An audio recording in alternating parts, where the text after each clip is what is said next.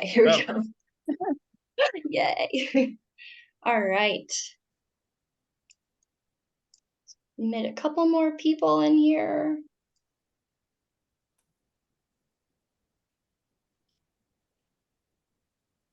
Okay. Welcome, everybody. Thank you so much for joining us tonight. My name is Elizabeth, and I am the Conservation Coordinator here at Farm and Wilderness Conservation. If you're unfamiliar with our organization, we are a nonprofit conservation organization in Plymouth, Vermont. And we've got our partner organization, Farm and Wilderness. You might be familiar with them. They've got the famous summer camps that were established in the 30s. And we both have really great websites where you can check out events, how to get involved, volunteer opportunities. So I will put those in the chat so that you can check those out. And let's see, admitting a couple more people. So this first presentation in our spring-winter speaker series, we have a lot of other presentations as well. So check out our website if you'd like to get involved with those. And we have some in-person events as well. And just a few notes before we get started. So please try to mute yourself so that we don't have that echoey thing that happens. And then if there are questions throughout the presentation, feel free to pop them in the chat. I think what we'll do is we'll save about 10 minutes at the end for questions. So I'll read those from the chat. So throughout the presentation, if you have questions, just pop them in. And yep, we're recording. We got that going. All right, admit a couple more people.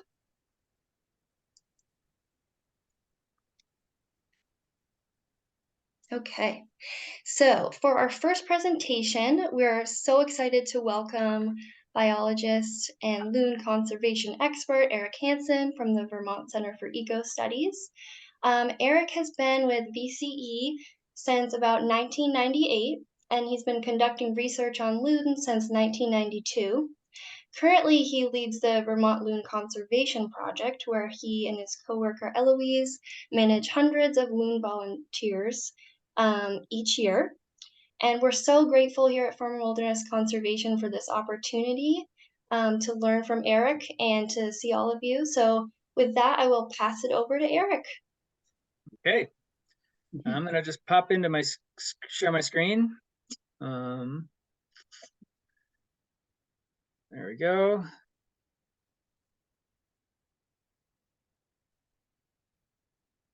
Okay, so yeah, here's the group that I work for, Vermont Center for Ecostudies. And as Elizabeth noted, we rely on volunteers to be our eyes and ears out there on a lot of the ponds. And several of our volunteers are on the program tonight. I think I saw Sheila Goss from Waterbury, Dorena Link on Woodward. She's the main one volunteer there watching the pair. Lisa from Lake Rescue, a new pair forming down there, 2 years of nesting and one successful chick, but we unfortunately lost that chick last year after the flooding event. So anyway, it's a great way to get involved, a great reason to explore regional lakes. So we're always looking for people to help out, to go visit lakes that either have volunteers or don't have volunteers, and both breeding and also lakes that are empty, and then just have loon visitors. And it's through the eyes and ears of people out there that we know to follow and check on pairs more often to see if the pair is truly forming, if they nest, how are they doing? Where are they nesting? Is it on? Do we need to do some management or volunteer landowner contacts, things like that? So I'll throw my email in at the very end, and I'll just mention it now. loon@vtecostudies.org is the way to reach us. Again, loon@vtecostudies.org. All right, VCE. We do lots of different projects. They're actually based in Norwich. I'm based up in Craftsbury. Here's a sort of a quick little summary of some of the things we do. It's definitely expanding. The last 5-6 years, we've seen a fairly big growth in our nonprofit work that we're doing, especially in the Vermont Atlas of Life project. It's just a lot of documenting of what's out there, especially through programs like iNaturalist and eBird and things like that. we're moving into a lot of plant-animal interactions and work on that and understanding what's going on there. One of the biggest ones has been bees and insects, and especially with bees, looking at the issues of pesticides and working with agriculture to try to reduce that issue. Just one of many projects. So definitely check out the website, peruse through it. But for tonight, we're focused on loons, which is one of the big success projects in Vermont conservation. We'll go through the sort of the history of them and their low points and what their threats are and how we've been able to kind of bring them back, as well as going into a lot of natural history tonight. I throw this title out there just because, like any species, once you start digging into their life history and what makes them go, there's so many interesting things. I don't actually talk about territorial takeover, or actually no, we will talk about territorial takeovers. It's a big part of their life of defending a lake in a territory. Sibling rivalry, that's when two chicks might go at it. Won't go into too much on mercury, but loons are a great way to sort of monitor mercury in our environment. And it's through behavior studies that we've been able to document sort of the effect of the mercury on the birds. Satellite tracking, I'll mention that when I get to migration. But there's something pretty cool about hearing that call when you show up at a lake, whether you're just visiting it for an evening paddle, or you have a place on a lake or a favorite lake to visit, and you hear that call from the end. And especially if you can't even see the bird, it's magical. And not all animals have that sound that really sort of resonates with us. And a lot of behaviors are really obvious when we're out there watching them. I think that's one reason why loons are attractive. You can pretty much watch them every daylight hour and not really interfere with their life. There's very few animals except your domestic pets that you can watch constantly. Most animals are sort of hidden back in the shrubs, back in the woods, underwater, what have you. Whereas loons are right out there, right where we like to be, which is also one reason why they've got in trouble. But some behaviors aren't quite so obvious, or little like what's going on here. These two loons on the upper left, why are they swimming around with their bills down? That's not totally normal. It could be courtship, could be a pair just kind of checking each other out and talking to each other. But it could also be an intruder dealing with a bird that the other one doesn't want there. The bird on the right next to these folks on the dock, that's from Maidstone Lake. It's like, why would this bird go right into people? We've always been told they're kind of shy.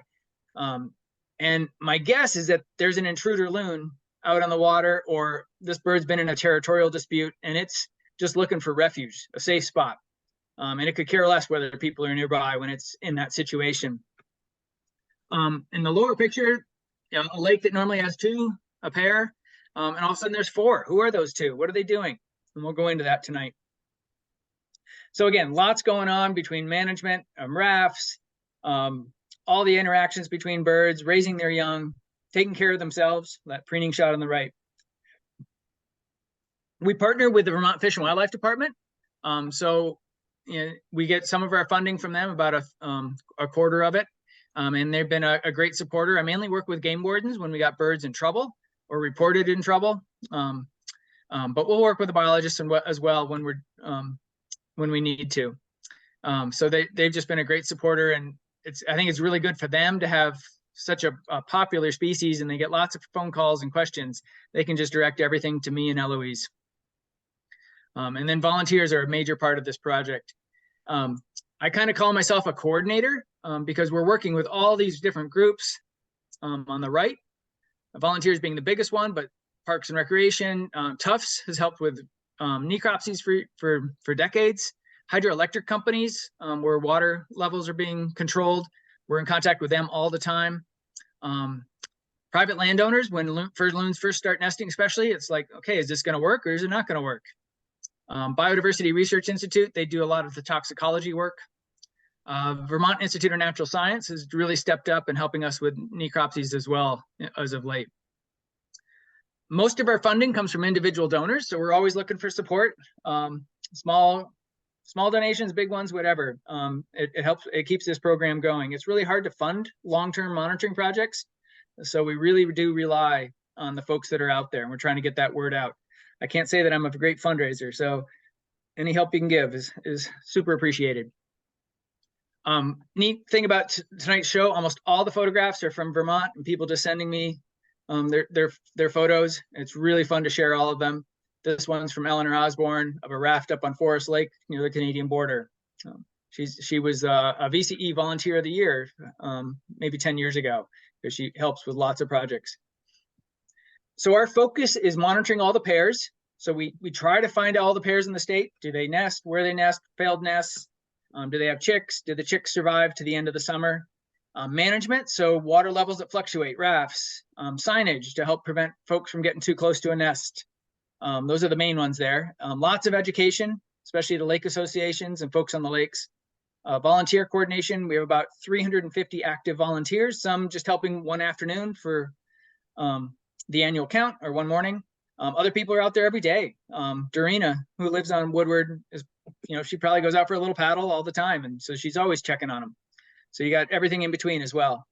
Rescues, so birds that do get in trouble, fishing line, crash landing in places they can't get off, things like that. And we're getting back into research. And I'll talk a little bit about that later. And what's great is volunteers can partake in pretty much all of this, which is really fun to get people directly involved. So natural history part, loons right now are on the ocean. Ours are off the New England coast. They're kind of biding their time right now here in late February, March. And then toward the end of March, April, they might start moving a little bit north, and they're just waiting for that water to open up. And they want to get back early to set up their territories. And a territory is typically 100, 200 acres, 150 acres. And that might be an entire lake, like Woodward, and Lake Nineveh. Nineveh has a chance. It's right on the edge of being big enough for a second pair to form and have two birds on either end of the lake. So that, I'm focusing on Nineveh and Woodward just because that's where Farm and Wilderness is active. To give some examples, that picture on the lower right could have 2 or 3 pairs in each lobe. They like to be visually separate from each other or far apart. And if they can see each other, then they're less likely to allow a second pair to form. But they really will do reconnaissance flights later March and April, just looking to wait for that water to open up, and they'll get back early.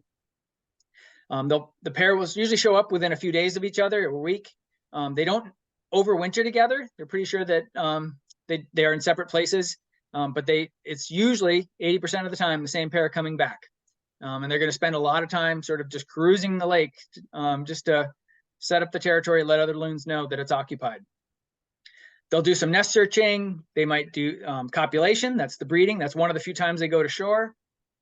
This happens to be up on a raft, but oftentimes you'll just see it on a beach or any place where they can easily crawl up. You'll also get a lot of territorial challenges in April, May. That's when third birds or even fourth birds come in, check each other out, see how strong the pair bond is. The picture on the left, those birds are getting kind of feisty. Look at their bill down and the chest up. They are really talking to each other through visual communication here. It might turn into vocal communication, wails, tremolos. It might turn into chases if it goes a little further along. But more often than not, the pair will kind of hold the territory and the third bird will swim away and realize, nope, not worth doing a challenge. The pair on the upper right, they're actually looking for that other loon right now. Their head is up, super. Anyway, just looking for anything that's out there, and you can just tell that they're not relaxed. And the one that actually is calling, probably doing a tremolo call. And then when they do see each other, they'll often get together and have a little discussion. Sort of the picture on the right, lower right. So I mentioned 80% of the time, both male and female return. Well, the range is 70 to 83%. On smaller lakes, it's more of the time they return. On big lakes like Chittenden Reservoir, where you have multiple pairs, it might be a little bit less, a little more turnover going on. What's happening in that turnover? Well, some of it's mortality, 5 to 8%. Sometimes they just move to a different lake, and we don't know why exactly. And then this last one, the most interesting, is the eviction or territory takeover, where a bird is actually kicked out. For a younger loon, or a loon that's been kicked out of a territory, how do they find a spot in a territory? And part of that is just going to an empty part of a lake.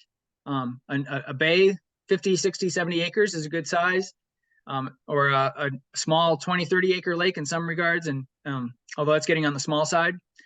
So Vermont really doesn't have a lot of unoccupied lakes anymore, so we're starting to see them on some smaller lakes. The passive replacement, again, and a bird has just moved to another lake. And we don't know exactly why. And then this last one, the eviction, is about a third of the time where we actually get a bird challenging another bird. And the upper right picture is two birds in a penguin dance. Actually, one is doing more of a wing flap. The one in the near foreground is doing a penguin dance. That's a super aggressive, highly energetic maneuver, really telling that other bird that he's serious or she is serious about defending this. The two birds on the left are actually sort of possibly courtship or nest searching. They kind of go through every nook and cranny looking around. And so that's kind of how a pair kind of does their pair bond. There are no big dances or anything like that. It's just spending a lot of time together. They'll start nesting anytime from mid-May into late June. The late June nests tend to be re-nest after they've had a failed early nest. I tell people the bulk of nesting is sort of May 20 to June 10. And then it takes about a month of incubation. Both mom and dad are going to sit on that nest for anywhere from 2 to 8 hours before they switch places.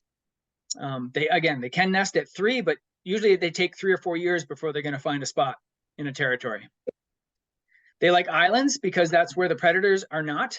Raccoons, foxes, maybe a little less mink activity. Those are some of the main predators. Some avian predators, so eagles can take an egg, but usually eagles are focused on the chick or the adult itself. Marshes are another great site where they can get a little bit of water between them and the shoreline, keep those predators away. Sometimes they build an elaborate hummock like this one in the upper left. That's Curtis Pond up in Calais. You don't usually see them quite like that, but that is an amazing nest bowl. Oftentimes they're just little scrapes in the dirt or just a little bit of building up of a bowl. More like the one on the lower right where they found a little peninsula and they just did a little scrape, added a little bit of what they could reach vegetation-wise, and called it good. Shoreline nests are much less common, but they will use it if that's all they got. We use rafts, probably too much in Vermont. Mainly we're dealing with flooding. And we know that water levels are going to go up by more than 6 inches with any little rainfall. So that's where a raft might work. And more recently, when if they're starting to nest right near people and it's sort of a conflict, we might consider a raft in a quieter cove just to get them out of human conflict avoidance, they call it. It's a great activity to get involved. Elizabeth just started helping out last summer on Spring Lake in Shrewsbury, where she's from. So it was great to sort of train her in last year, and hopefully her and a friend Emmett will work on it this year. And I want to say about half our rafts out there are maintained by volunteers, which is great.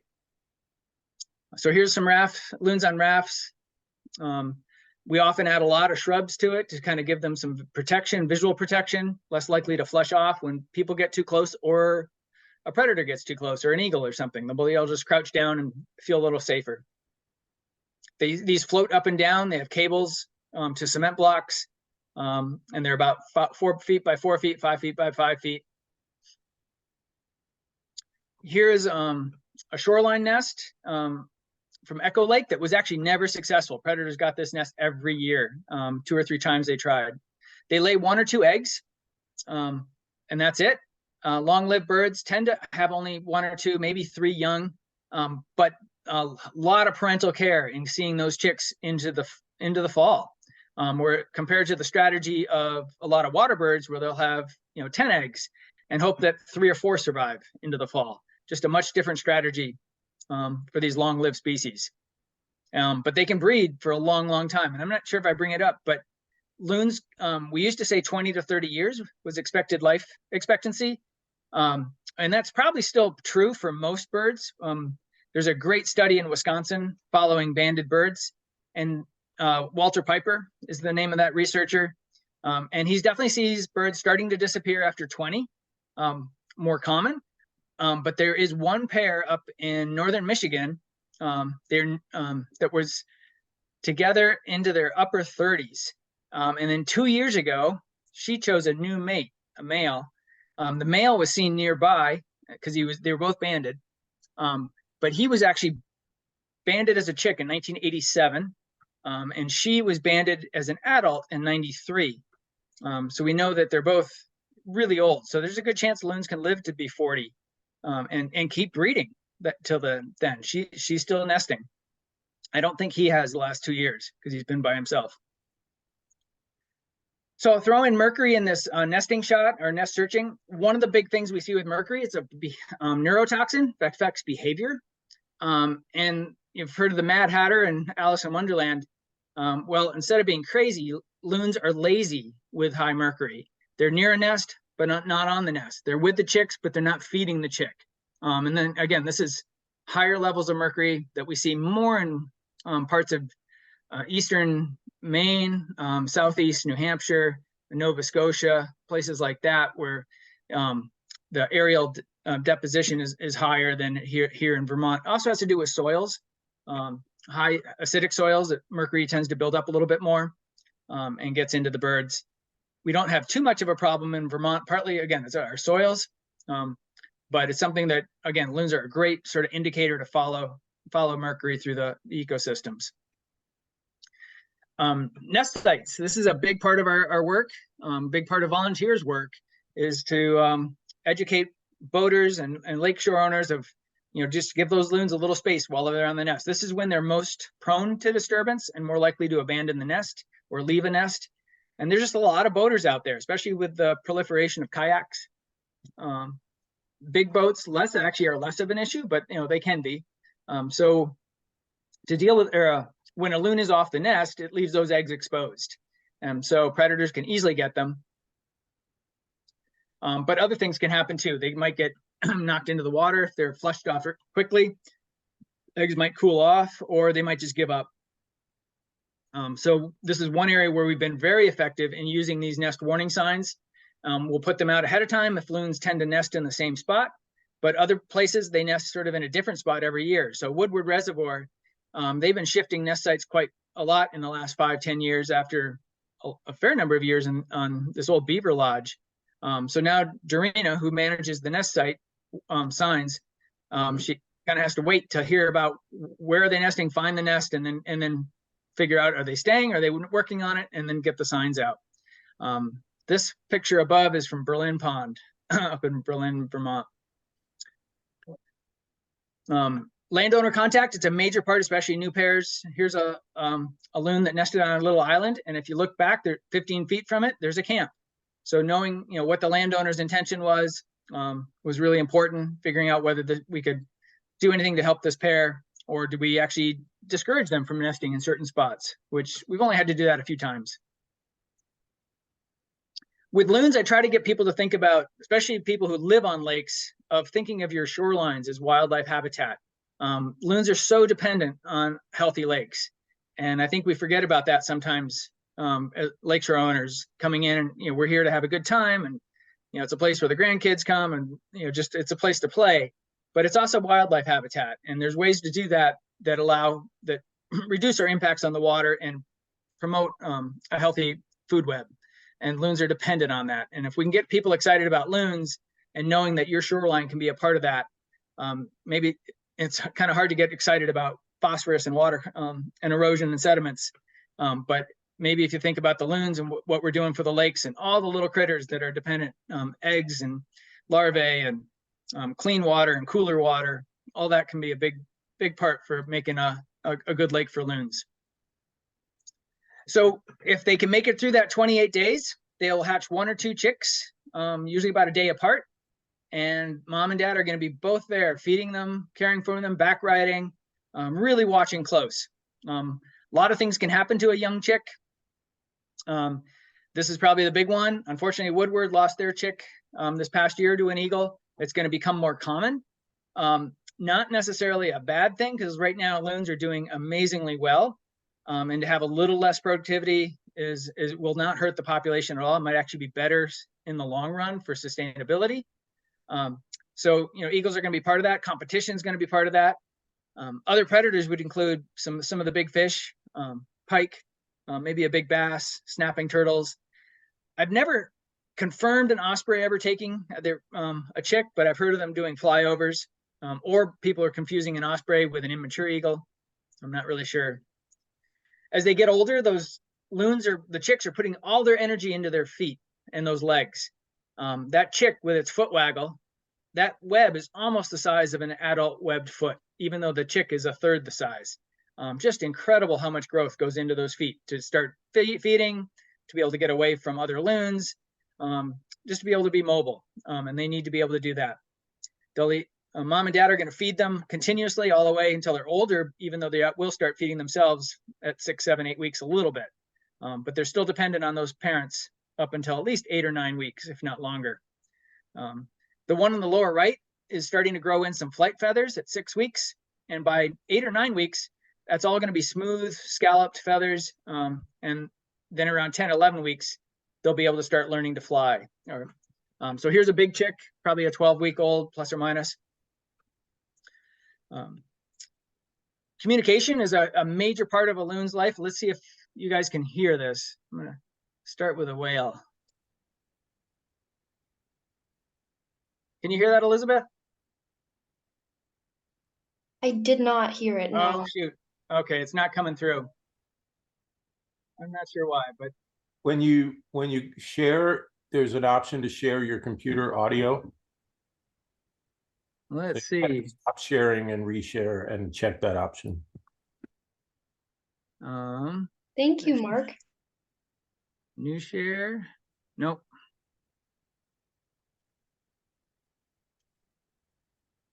Oh boy, I'm not sure where that button would be. I think maybe stop sharing and then start sharing again and try it with the audio, if you like. I think I'm gonna skip it just because I'm gonna mess up and then I'll be stuck. But anyway, we'll just go through these real quickly. The yodel is the male territorial call, and that's what that bird in the picture is doing. It extends the head, and it's a big crescendo with these repeat syllables. And it's essentially telling other loons that the place is occupied and he's going to defend. The female does not do this call, and the birds all recognize each other. These are individuals. So Jay Major did a lot of sort of experimental work where he'd record yodels and play them back to birds and just measure their responses. And so let's see, I'm trying to think of an example.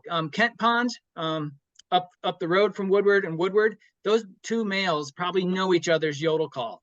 So if I went to Kent, recorded that male, brought that recording down to Woodward, played it, the male's going to get angry, but he's not going to get that angry because he knows that Bill lives up on Kent Pond and is like, why are you doing your yodel here? You live up there. But they would recognize it. Whereas if I went to New Hampshire or Maine and recorded with yodel and brought it, they're going to stop everything. They might even leave a nest. They might even leave their chick and stash their chick to go look for that loon of who's playing that yodel, because it's the new kid on the block and they have to confront that bird to defend. So it's an amazing way to sort of like let other birds know what's going on. Walter Piper had a really neat experience at 5 a.m. sunrise. A loon was flying in and the loon set its wings to do the landing. They actually like stick their wings out and hold them for a second and coast. And the moment that loon did that in the air, the bird on the water, the male, yodeled to let him know that that lake was occupied and there was a male to defend it. And that bird quickly started flapping again and kept going. So it was a quick little communication, took 5 seconds, and then essentially defended the territory just through that 5 seconds without having to do any confrontation. So major part of territorial behavior. The whale call is more of a who are you, where are you, calling their mate back, much more, no real aggression. And it can be kind of a first call that they might give out when a paddler comes in close. Not too concerned, but just enough to be alert, but more of just an identification call. Tremolo is more of the alert call. Something's up. It could be really stressful, like an eagle. They might give a tremolo, but it can also just be like, hey, heads up for the family and heads up for themselves, just to kind of watch out and see what's going on. And then hoots, little hoo hoo sounds like that, are little close communication when the family's together or when they're with other loons. So those are some of the neat ones there. So some of that interaction, we have an intruder up on the upper left. Actually saw that picture earlier. If there's a chick present with that pair, they'll often stash the chick or tell the chick to go hide, which that chick in the upper right is doing. Head low, swims toward shore, may just hang out while the parents deal with the intruder. Intruder leaves, they all get back together again. you also get what we call social gatherings, bigger groups, especially mid to late summer. They can happen early, but usually it's mid to late summer. There's less territoriality going on, and pairs are going to be more accepting of other birds, and they're just going to come in and check each other out. But a big focus of these is still probably assessing the pair bond of that territory or that lake. How strong is it? Is there a chance for a takeover? It's also getting familiar with each other, familiar with the space, so that if a female dies in the winter and birds come back that next spring, the male's on territory, but no female arrives, another female may be able to, who's familiar with that male, familiar with the territory, more likely to get a spot in a territory. So really important for finding their breeding potential. Maintenance is another big part of their lives. They have to preen all the time to maintain that waterproofing. If they don't, it's pretty much like the beginning of the end of the loon. If they start getting saturated, they'll get cold in the spring and winter, and even in the summer, it can just be the downfall of a loon if they can't preen. So they're zipping up their feathers, they have a little oil gland. Occasionally you see what I've labeled extreme preening. It's also called bathing, where they're flushing their feathers. And literally this bird is doing somersaults to like get water deep. They'll almost always end this in a mild preening.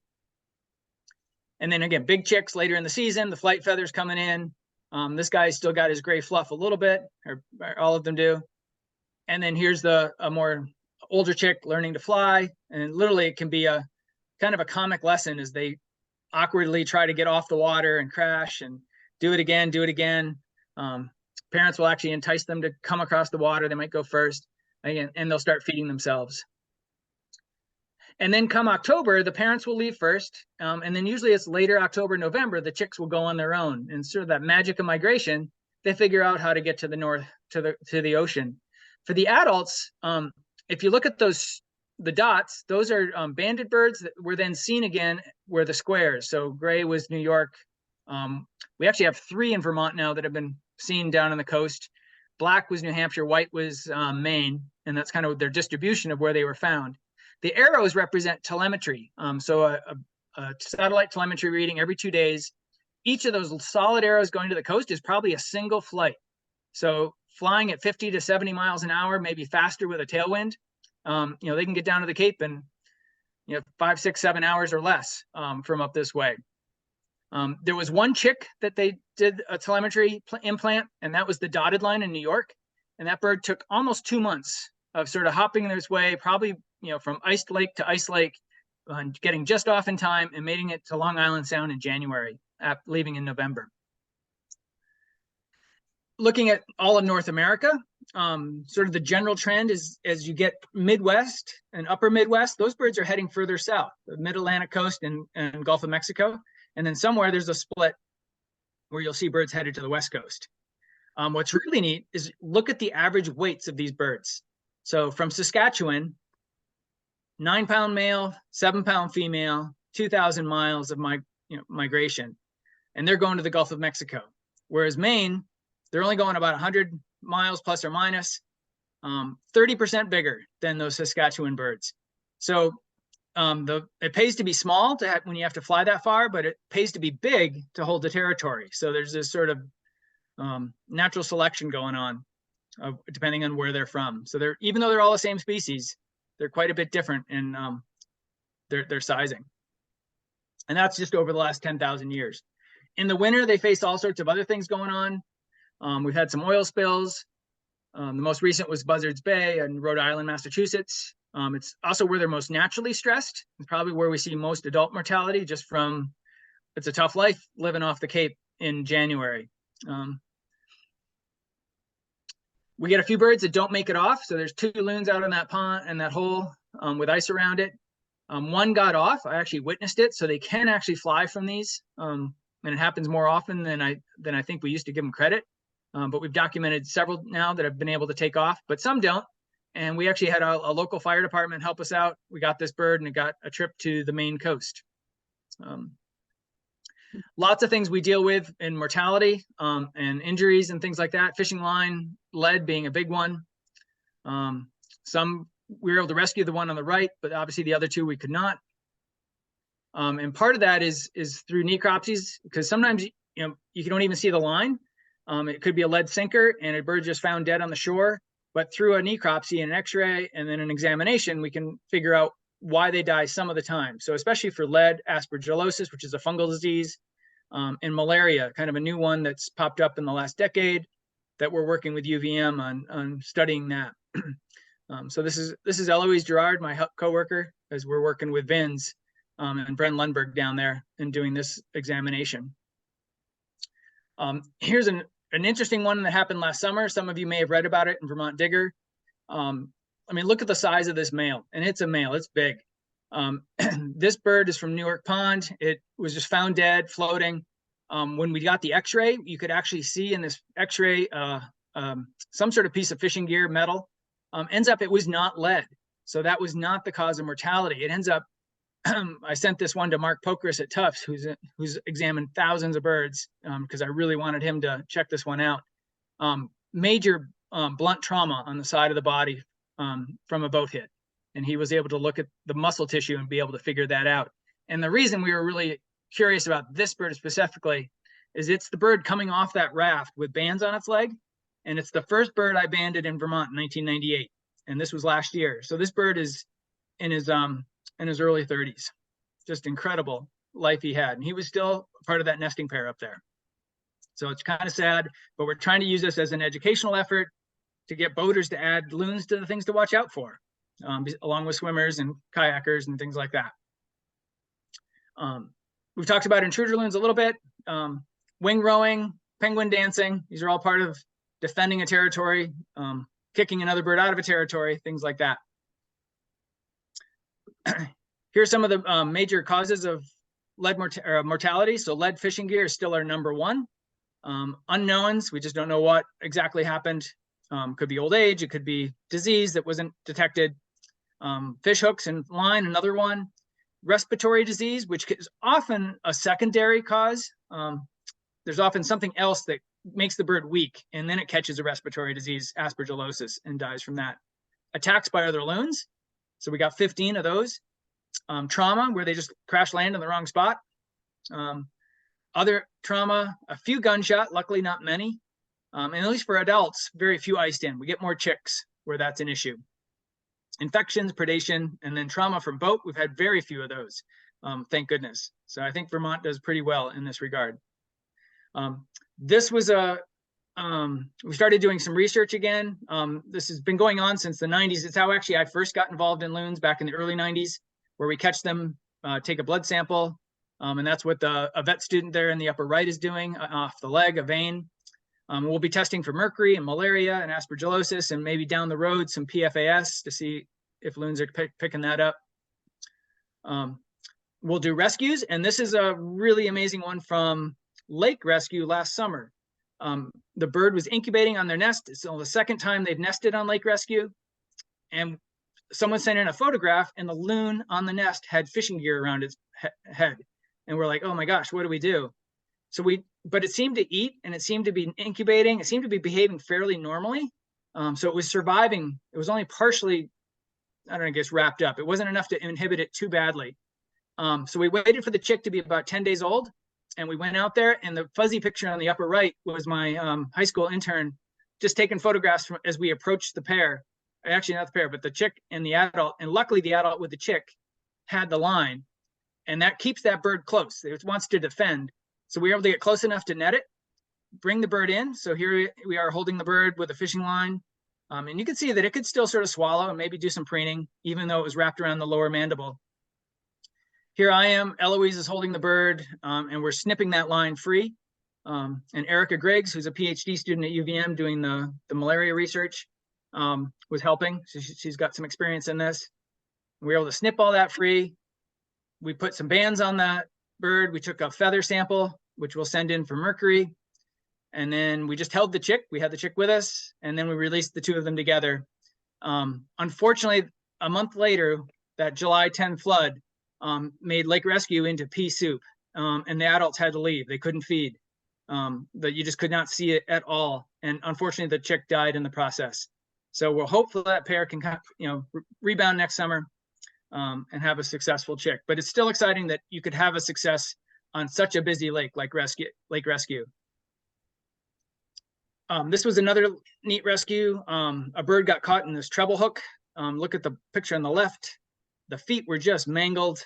Luckily, there's a vet in Maine who'd done some work on webbed footing. I was able to cauterize that. And the bird actually recovered after 3 or 4 weeks, was able to swim almost normally. And then the group at Avian Haven raised it or kept it and then released it on the ocean. And here that bird is being released. And so here's a little bit of some of the reasons birds get in rescue situations. Crash landings in the wrong spot, roads, fields, those are actually number one. Stuck in the ice, landing on a pond too small, monofilament entanglement, that takes the most effort to help them out, and then a few others. And so some of the times it's successful, sometimes not, but it does make a difference. All right, so we're almost done here, and then we can open up some questions. Long time ago, I coined the phrase that our recreational habitat and where loons are pretty much overlap. They nest on islands where we like to picnic or have camps or camp. And so it's, you know, they're nesting right where we like to be. Even when they're in a marsh, they're at the edge of the marsh. They're not 30 feet back in the marsh like a lot of birds. So it's easy to disturb them anytime we boat nearby. So luckily, there's lots of things we've been able to do to help them and coexist really, really well. And hence the recovery. But back in '83, we had 7 nests and 5 other pairs that didn't nest that year. All of them ended up in northern Vermont, except there was 1 pair on Somerset Reservoir, way down on the Mass border. We had 29 adults counted that day.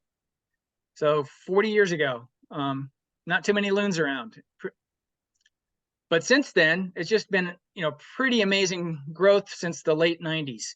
And we're starting to see a little leveling in the chicks surviving, which is actually a good thing, but we're still seeing more pairs show up.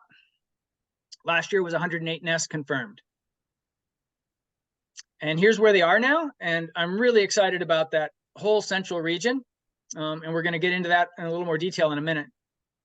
And so we're seeing some expansion most recently over near the western side, Lake Hortonia, Glen Lake, even a pair activity on St. Catherine last year.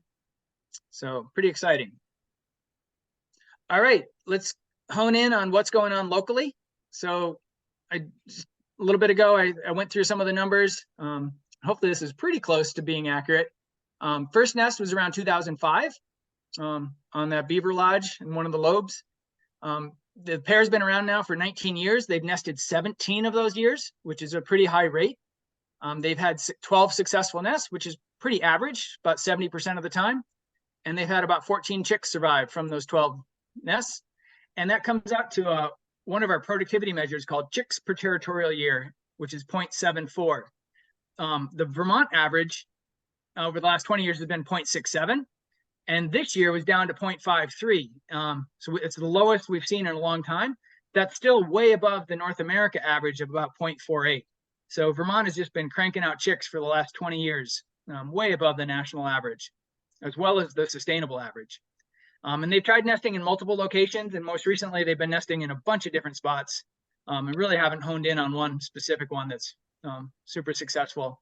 And just thanks to these folks helping out, Dorina, especially in recent years, Sally chimes in when she's around, and then for a long, long time, Robert and Linda Tucker were out there all the time from Ludlow, but they've since retired.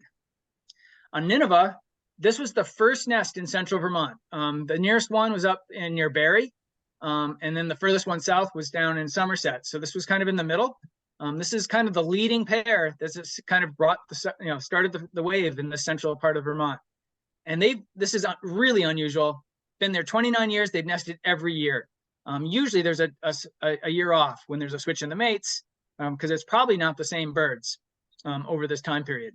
And then the other one is success, 27 of 29. I mean, that's just unheard of to have that level of success. Partly they have an amazing island for nesting. So they produce 37 chicks that have survived. More than that has actually hatched. And look at that productivity, 1.28 chicks. That's sort of the equivalent of 12 chicks in a 10-year period, actually closer to 13 chicks in a 10-year period, is a way to translate that. That's a lot of chicks for a pair.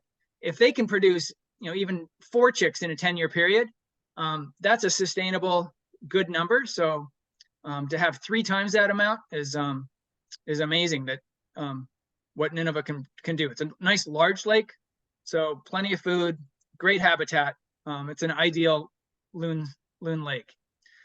Back in the late 90s, they were nesting a little bit over in the Western Marsh, often on the island, and now in the last 15 years, I think it's been almost exclusively on the island. So the predators just aren't there. And George Wood has been taking care of the signs. Marie Small has been done a lot of surveys, and then these other folks have all chimed in with some observations, often sending them probably to Maury or George. And then Pat Nye, who passed away a few years ago, she was the main volunteer for years. And sort of a history of the area and the timeline. So this is kind of neat to see. 1995, Lake Nineveh, and then Wallingford Pond. They've been pretty successful ever since 2000. Then Spring Lake, Chittenden Reservoir and Woodward Reservoir, 2005. Lake Dunmore. That Lake Dunmore pair has been surprisingly productive. And then Kent Pond has also done really, really well. And now we're starting to see the birds utilize habitat that may be a little more marginal, a little less success more often, failures or not nesting. So Silver Lake, Sugar Hill, Knapp Brook, that's a little over to the east. Old Marsh, which is over at Fairhaven, that pair actually kind of shifted to Inman this year, first time at doing that. We had a one-time nest on Sunset Lake and Glen Lake, and they haven't nested since. They didn't nest last year or the year before. So those are kind of like early pairs trying to figure it out, and then they disband and move to better waters. Who knows? And then the last 2 years, Rescue Lake Hortonia, and they both had chicks for the first time last year, including Hortonia, failed the first year in 2022. And then a new one is this tiny pond, literally 10 acres, 15 acres at most, down in Shrewsbury, this Johnson Pond. I doubt that pair is going to be stick around for too long, just because the pond is so small. But they'll come and go. And so we'll see lakes like ones that we're kind of watching out. Colby Pond, we've seen some activity up there above Ludlow, Echo Lake area. Tiny Pond, I've actually yet to hike in there, but I always kind of wonder, could a pair or at least individuals use that pond? If anyone hikes in there, would love to know more information. I'm trying to think what else is in the area. I think the lake in Belmont, I'm blanking on it, is probably too shallow, but you might get a loon to land there, especially early in the season when it isn't all full of marsh plants. So here's my Eloise and my email, where you can contact us for volunteering, or if you just have observations. People who volunteer get our newsletter once a year for loons, and 2 from VCE or field notes as sort of a thank you. And then lots of information and more volunteer opportunities at vtecostudies.org. So the project's been amazing in getting birds to nest successfully, have those chicks and rear. So really amazing, to be part of this whole thing, and hopefully volunteers can just, feel really good about their efforts and making this project happen. And then I end with this funny slide from Wisconsin about 3 years ago, where a loon pair lost their chick. And then within a few days, they came across a wayward duckling, and they adopted it and started feeding it. And the duckling sort of followed them instead of following wherever it was. It got separated from the family. And for 6 weeks, this loon pair raised this duckling. They had this mallard actually diving in 5-6 feet of water, which is totally unusual. Mallards are, they're dabbling ducks. They usually don't dive at all, but this bird was eating snails. It was getting fed fish and minnows, probably the highest protein diet of any mallard ever. So it's super duck, I kind of label it. And then somewhere in mid-August, they went their separate ways, and we can only hope that the duck was able to find another family to swim off with. So kind of unusual things that happen in the animal world. All right. I know that was a little fast and furious, but again, so much information and so many neat stories with this project, with loons in general. And you can take them, you can learn see your own stories, make wherever you go in Maine or out west or way up north. So it's a really cool species to follow. So thank you so much. And Elizabeth, have you gathered any questions? Yeah, thanks so much, Eric. That was great. We do have some questions. I'm just going to go from the order that they arrived. So someone asked, have there been loons at Belvedere Pond? Belvedere. Yes, Long Pond up. Yep. There's been a pair there for about a decade, with intermittent success. It's a little bit marginal, in the sense that it's a shallower pond, but good marsh nesting habitat. So they've definitely had a bunch of chicks there, over the last, about a decade, I think. Great. And then someone also was wondering about Echo Lake, which So is Echo is interesting, and Amherst. We're watching both those. When I'm driving that way, I'm always stopping along the road, giving them a 10-minute scan. And occasionally I'll see a single loon, more on Amherst than Echo. But again, this is like 5 drive-throughs in the summer. So we're always, and I get more people in the region to like check them out. And more often than not, there's no activity on either of them. There was a while there, I think the lake rescue birds were floating around quite a bit before they established on Lake Rescue. So we were seeing even a twosome on Amherst for a few years, and then, but we'd also see them on Rescue. So, it's ones we want to watch, but I think between probably the higher flow rate, higher turbidity, they're not quite as attractive. Loons tend to like clearer water. So, but they can obviously do murkier waters, but not to the point of what we saw July 10 this year. So Lake Rescue tends to be a little murkier, but they've figured it out. And they've been nesting on an island on Lake Rescue. We do have a raft there just in case, in a quiet cove, since it's such a developed lake, and busy lake. So maybe they'll switch to that and be definitely out of the way. The island is right in a channel, but the birds have sort of stuck to it. So those are definitely ones we want to watch, as well as Colby Pond. It's doesn't have much in nesting up on Colby, but you never know what they might try. great. All right. We've got a comment. So amazing that yodels are individual and recognizable by other loons. There are some really good papers about all the role of the yodel by Jay Major. There's an American Scientist article that he wrote. So Jay Major, or actually John Major, Mager, and yodels, American Scientist. Really great summary of a lot of this territorial stuff, but also the use of the yodel in that. So look that one up. Great. We have a question wondering what your work in the Caribbean is focused on. So that's our former director, Chris Rimmer, started that. And he just retired last year. And Susan Hindiger is our new director, who'd been the associate for about a decade. Anyway, Chris and his crew started working on Bicknell's thrush up on top of all the mountain peaks in Vermont. And their focus site has been up on Mansfield, but they spent a bunch of years up on Stratton, following the behavior of these birds. And VCE's really sort of charted the natural history of Bicknells. And then they started like, well, where are they going in the winter? And they were getting reports of them down in the Dominican Republic. And so they started doing research down there and found actually 20, 30 years now of following birds down there. And again, really eye-opening. Males are way up in the high pristine forest. The females are down in the agricultural forests, cloud forests. And the male-female ratios are way off, like 3 to 1. But those females are in pretty marginal habitat compared to the males. Like trying to figure out what's going on there.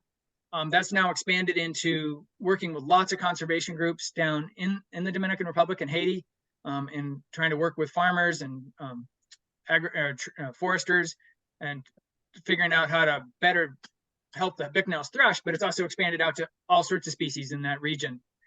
They've done some pilot studies in Cuba and Puerto Rico, spending a few winters doing tons and tons of surveys.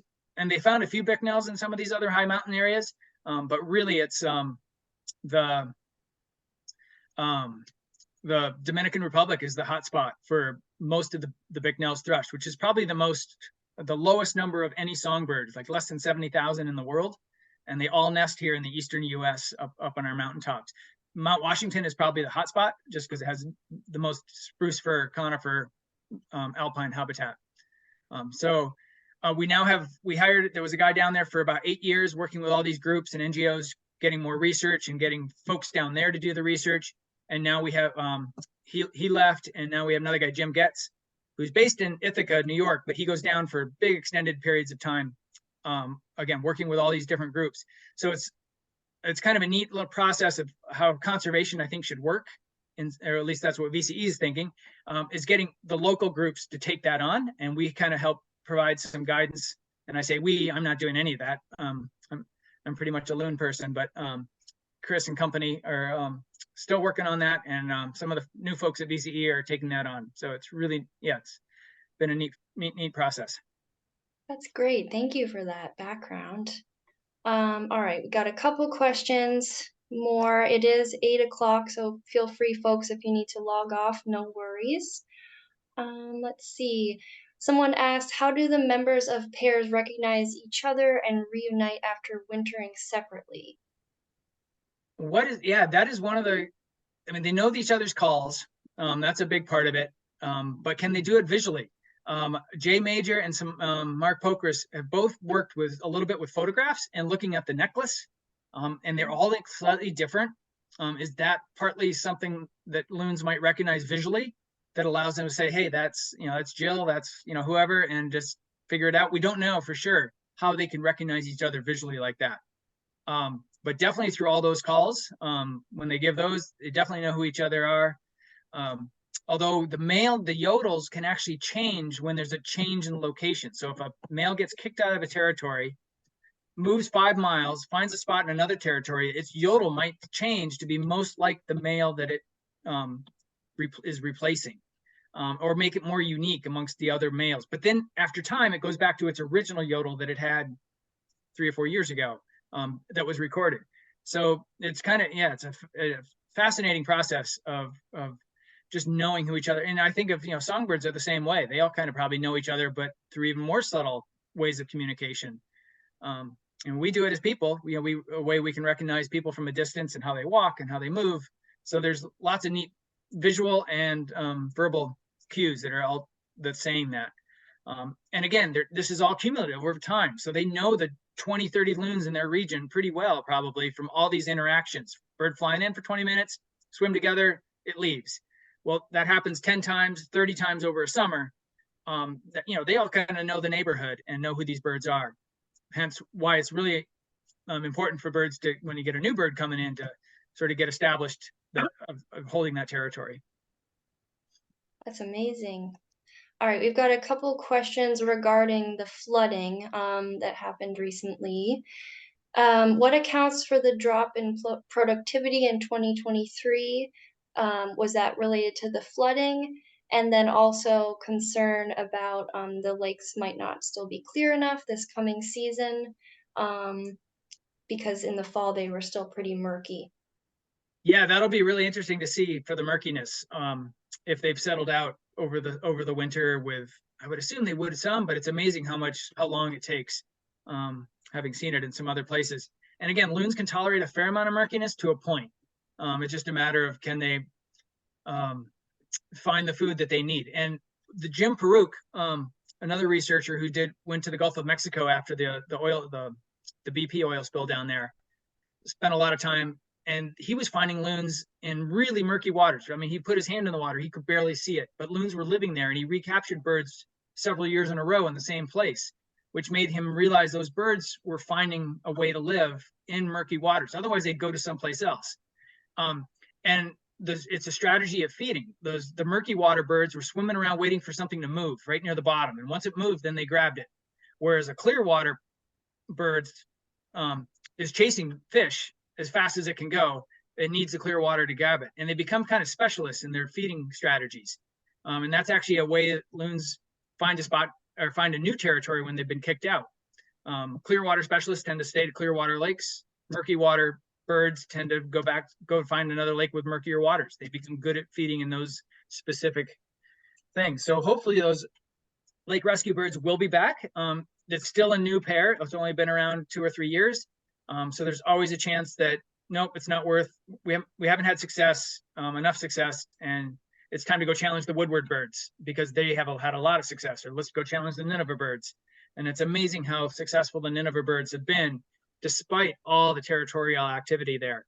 Lots of third loon interactions, lots of chases, and they're still cranking out chicks and somehow survive, allowing that nest to survive and be successful, and allowing the chicks to be successful. And what's the first part of that question? Regarding the drop in productivity for Okay, yep. 2023, and if there's connections to flooding. So I think we've seen about a 10% decline over the last 15 years in both nest success and chick survivorship. It used to be more 0.75, 75% success, and now we're seeing more a little bit under 70% plus or minus. And so that can be contributed to, I think, loons nesting more in marginal habitats, smaller ponds that just aren't as good, poor nesting sites that just aren't going to be successful. That's part of it. Competition, eagles, they're all sort of contributing to the slight decline. Again, not a bad thing. We're seeing actually we're going down a little bit toward normal, but we're still above normal, above average. And then the real reason why that dropped to 0.53 after all this up in the 0.6, 0.7 range is we have like 10 new pairs and more birds not nesting in a given year. So you're essentially making your lower denominator, numerator, not denominator, higher, and lowering that fraction or that decimal quite a bit, just because we have more pairs around, but more pairs also not nesting. Again, not a bad thing from an overall population standpoint. Great. All right. I think we have one more question. And this is a behavior question. So someone said, I was sitting in my kayak early in the morning, and a loon came over and floated around my boat slowly, seemed to be napping. This went on for about 10 minutes. Can you explain this behavior? So we used to think of loons as wilderness birds, and I think they probably were in the sense that they were finding good habitat, good nest sites, and there weren't necessarily a lot of people around. So when someone did show up, they were very skittish. And now they're starting to be forced to nest on busier lakes. And because they're realizing that a kayaker coming by really isn't that much of a threat unless it's coming right at them or coming right at their chick, and then they might get alert. And if there's just the adult, it's no big deal at all. They can just dive and go away, but they realize they're really not an issue. They've determined what is a threat and what's not a threat. And most slow moving boats definitely are not a threat. And they become very, very tolerant.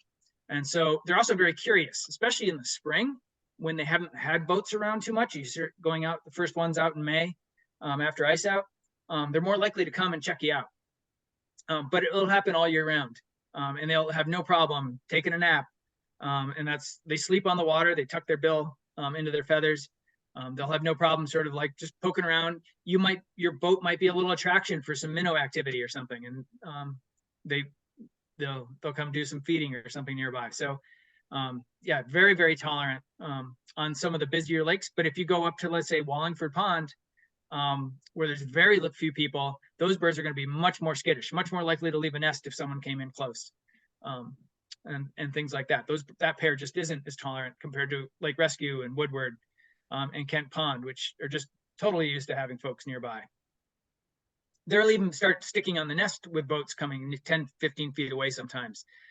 So we call those stickers. And so that's a good thing in that, but we also want to discourage folks from approaching too closely and just watch from a distance. Let them come to you, just like that loon just sort of came in, sat next to you. Well, enjoy the moment. Don't paddle off fast. Just kind of, if you need to move, just go gently, and they'll move that your move, and it's just another amazing experience that we can have with these birds. That's great. Well, thank you all so much for coming, and thank you, Eric, for your amazing presentation. I learned so many things. And yeah, if any of you have questions, feel free to reach out to Eric, or you can email Farm and Wilderness Conservation. I'll put that in the chat. But yeah, thanks so much, and we look forward to seeing you at the next presentation. And get out on that water in April or May. But be safe.